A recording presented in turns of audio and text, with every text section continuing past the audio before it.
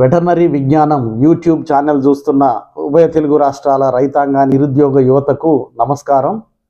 మీలో చాలామంది పశువులు, గొర్రెలు, మేకల పెంపకం పట్ల ఆసక్తి కనబరుస్తున్నారా? గ్రామీణ ప్రాంతంలో వీటిలో ఏదో ఒకటి ఎంచుకొని బిజినెస్ చేయాలనే తపనతో ఉన్నారా?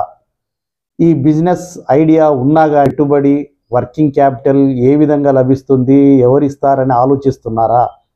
కేవలం 8వ తరగతి వరకే చదువుకున్నానని వెనకంజ వేస్తున్నారు. కొంతమంది ఫోన్ చేస్తున్నారు, మేము 50 గొర్రెలు పెడదాం అనుకుంటున్నామండి, ఒక 4 గేదెలతో డైరీ ప్రారంభిద్దాం అనుకుంటున్నామండి, ఒక 100 నాటుకోళ్ళు తెచ్చి పెంచుదాం అనుకుంటున్నామండి. అటువంటి చిన్నకారు, సన్నకారు రైతులకు, నిరుద్యోగ యువతకు ఉపాధి కల్పించాలనే ఉద్దేశంతో కేంద్ర ప్రభుత్వం ఒక అద్భుతమైన పథకం 2 సంవత్సరాల క్రితమే ప్రవేశపెట్టింది. ఆ పథకం పేరే PMEVGY, ప్రధానమంత్రి ఎంప్లాయ్మెంట్ జనరేషన్ ప్రోగ్రామ్. ఆ స్కీమ్కు సంబంధించిన వివరాలు తెలుసుకోవాలంటే మిగతా వీడియోను చూడండి. ఇక్కడ ఒక ముఖ్య విషయం ఏంటంటే, వీడియో చివరిలో ఒక 2 ముఖ్యమైన అంశాలు చెప్తాను, వాటిని మాత్రం మిస్ కాకుండా చూడవలసిందిగా కోరుతూ స్కీమ్ వివరాల్లోకి వెళ్దాం. ఈ స్కీము 25-26 సంవత్సరం వరకు కూడా ఉంటుంది. దీన్ని డిస్ట్రిక్ట్ ఇండస్ట్రీస్ సెంటర్ ప్రతి జిల్లా కేంద్రంలో ఉంటుంది, వారి ఆధ్వర్యంలో ఇది అమలు చేయబడుతుంది. దీంట్లో 2 సెక్షన్స్ ఉంటాయి, కొన్ని మ్యానుఫ్యాక్చరింగ్ సెక్షన్ అని, కొన్ని సర్వీస్ బిజినెస్ సెక్షన్ అని ఉంటాయి. మ్యానుఫ్యాక్చరింగ్ సెక్షన్ అంటేనేమో 50 లక్షల వరకు రుణం ఇస్తారు. సర్వీస్ సెక్టర్, బిజినెస్ సెక్టర్లోనేమో 20 లక్షల వరకు లోన్లు ఇస్తారు. దీంట్లో dairy, poultry, sheep and goat గురించి మనం మాట్లాడుకుందాం. ఇవి సర్వీస్ సెక్టర్ కింద వస్తాయి.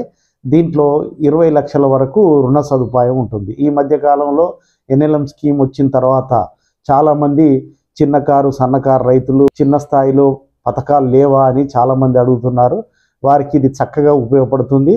ఈ స్కీమ్లో 20 లక్షల వరకు, అంటే 2 లక్షలు తీసుకోవచ్చు, 10 లక్షలు తీసుకోవచ్చు, 20 లక్షల వరకు కూడా గొర్రెలు, మేకలు, కోళ్లకు లోన్ తీసుకునే అవకాశం ఉంటుంది. సపోజ్ 20 లక్షలు తీసుకున్నారనుకోండి, అటువంటప్పుడు ఒక 10 ఆవులు పెట్టుకోవచ్చు, లేకపోతే 10 గేదెలు పెట్టుకోవచ్చు. సుమారుగా ఒక 100 గొర్రెలు కానీ 100 మేకలు పెట్టుకోవచ్చు. అదేవిధంగా ఒక 1000 కోళ్ళు పెంచుకోవచ్చు. సపోజ్ 10 లక్షలే తీసుకున్నారనుకోండి, 4-5 గేదెలు పెట్టవచ్చు, 50 గొర్రెలు పెట్టవచ్చు, ఒక 500 కోళ్ళు పెట్టవచ్చు. ఆ విధంగా ఫ్లెక్సిబిలిటీ అనేది 1 లక్ష రూపాయల నుంచి 20 లక్షల వరకు తమ స్తోమతను బట్టి ఎంతవరకైనా లోన్ తీసుకునే సదుపాయం ఉంటుంది. మరి దీంట్లో NLMలో లాగా సబ్సిడీ లేదా అంటే దీంట్లో కూడా ఉంది. NLMలో 50% సబ్సిడీ ఉంటే దీంట్లో మాత్రం మ్యాక్సిమం 35% సబ్సిడీ ఉంది. ఇది ఏరియాని బట్టి, కులాన్ని బట్టి, కేటగిరీని బట్టి కొద్దిగా మార్పులు ఉన్నాయి. ఉదాహరణకు జనరల్ కేటగిరీ ఉందనుకోండి, అంటే ఓసీలు ఉన్నారు, వాళ్లకు అర్బన్ ఏరియాలో కానీ మున్సిపల్ ఏరియాలో ఉంటే 15% సబ్సిడీ వస్తుంది.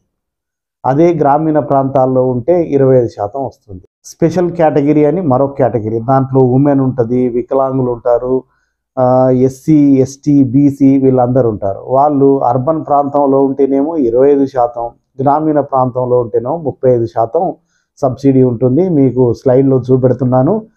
దీంట్లో ఫార్మర్ షేర్ అనేది మామూలుగా జనరల్ కేటగిరీ ఓసీలందరికీ 10%, స్పెషల్ కేటగిరీ వాళ్ళందరికీ 5%, అర్బన్ ఏరియా కావచ్చు, రూరల్ ఏరియా కావచ్చు, ఆ విధంగా ఉంటుంది. సరే, మరి ఈ సబ్సిడీ ఏ విధంగా వస్తుందంటే దీన్ని మిడిల్ ఎండ్ సబ్సిడీ అంటారు.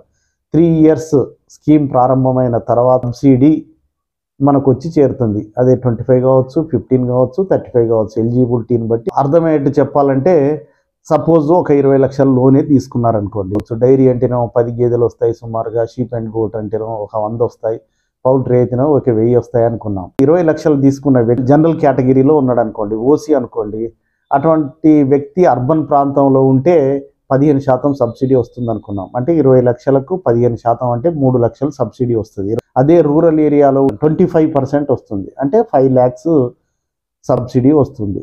ఇక స్పెషల్ కేటగిరీ విషయానికి వస్తే 20 లక్షల లోన్ తీసుకున్నప్పుడు అర్బన్ ప్రాంతం వాళ్ళకు 25% అనుకున్నాం, 5 లక్షల సబ్సిడీ వాళ్ళకు వస్తుంది. అదేవిధంగా గ్రామీణ ప్రాంతంలో ఉన్న స్పెషల్ కేటగిరీ ఉమెన్ కానీ, బీసీ కానీ, SC, ST వీళ్ళందరికీ 35%, అంటే 7 లక్షల వరకు.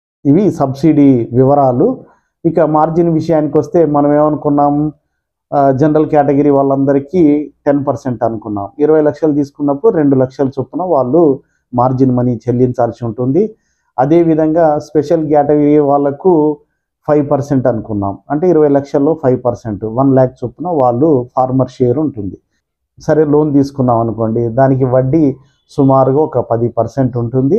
ఈ స్కీమ్లో ఉన్న ఒక గొప్పతనం ఏంటంటే కేవలం క్యాపిటల్ ఎక్స్పెండిచరే కాకుండా వర్కింగ్ క్యాపిటల్ అంటే మేత ఖర్చులు కానీ, దానా ఖర్చులు కానీ, లేబర్ ఖర్చులు కానీ, విద్యుత్ ఛార్జీలు కానీ ఇటువంటివి కూడా కలుపుకునే అవకాశం ఉంటుంది. ఇప్పటికే కొంతమంది తీసుకొని ఉంటారు. వాళ్ళ స్కీమ్ సక్సెస్ఫుల్గా రన్ అయితే వాళ్ళు 10 లక్షల నుంచి 100 లక్షల వరకు కూడా తీసుకునే అవకాశం ఉంది. అప్పుడు వాళ్ళకు 15% సబ్సిడీ, 10% మార్జిన్ మనీ వచ్చే అవకాశం ఉంటుంది. అంటే రెండోసారి కూడా ఎలిజిబిలిటీ ఈ PMEGYలో ఉంటుంది. సరే, ఈ స్కీమ్కు ఎవరెవరు ఎలిజిబుల్?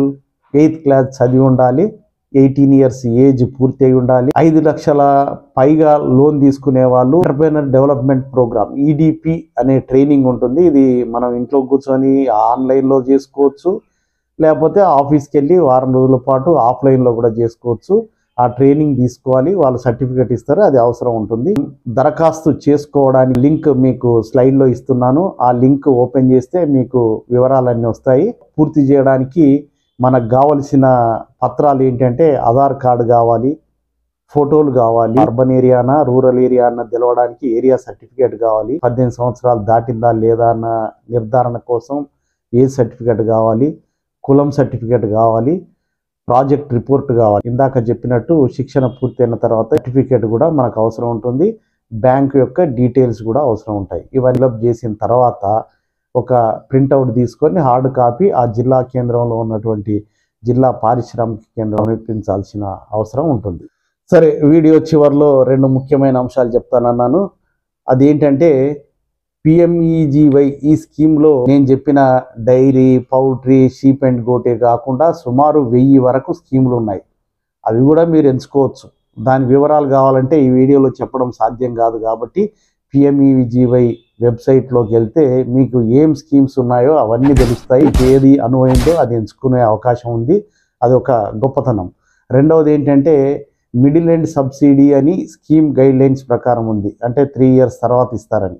కానీ కొన్ని ప్రాంతాల్లో సబ్సిడీ ప్రారంభంలోనే వస్తుందని రైతులు సంతోషంగా చెప్తున్నారు. ఒక ప్లస్ పాయింట్. ఈ 2 విషయాలను దృష్టిలో పెట్టుకొని బ్యాంకు వాళ్ళను సంప్రదించాల్సిందిగా కోరుతున్నాను. బ్యాంకు వాళ్ళ దగ్గరికి పోగానే మాకు పని కాదండి, అనవసరంగా మా టైం వేస్ట్ అవుతుందని అంటారు. కానీ ఏ బ్యాంకు వాళ్ళైనా కానీ మీరు కొలేటరల్ ప్రాపర్టీ పెట్టండి, మీకు లోన్ ఇవ్వరు. ఆ విషయాన్ని ముందే మనసులో పెట్టి మీరు పాజిటివ్గా ఆలోచించి వాళ్ళ దగ్గరికి వెళ్తే కంపల్సరిగా ఎంతో కొంత రుణం పొందే అవకాశం ఉంటుంది. ఆ విధంగా ప్రయత్నం చేసి తమ కాళ్ళ మీద తాము నిలబడే విధంగా కృషి చేస్తారని ఆశిస్తూ అందరికీ ధన్యవాదాలు.